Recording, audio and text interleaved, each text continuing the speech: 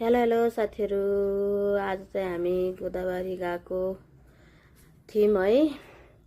सबैजना साथीहरू भएर गोदावरी गएको, तर सबै ठाउँमा घुम्नै पाइएन भने कि कस्तो राम्रो रहेछ ठाउँ त, तर घुम्नै पाइएन।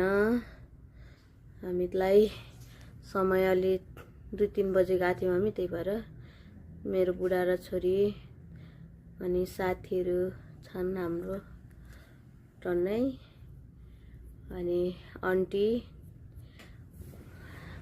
पनि जानुभएको थियो, अनि सानी माइया पनि गएको थियौँ। हामी सबैजना साथी भएर गएको थियौँ, तर ठाउँ चाहिँ एकदमै राम्रो रहेछ।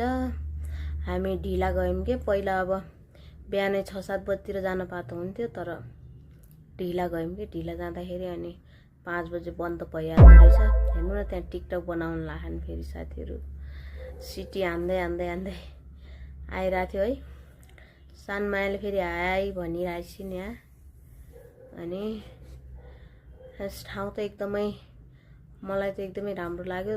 तर हामी सबै गएको साथीभरिलाई राम्रो लागेको थियो लाग्न त, तर सबै घुम्न पाएनौँ कि। 5 बजीभित्र बन्द भइसक्दो रहेछ।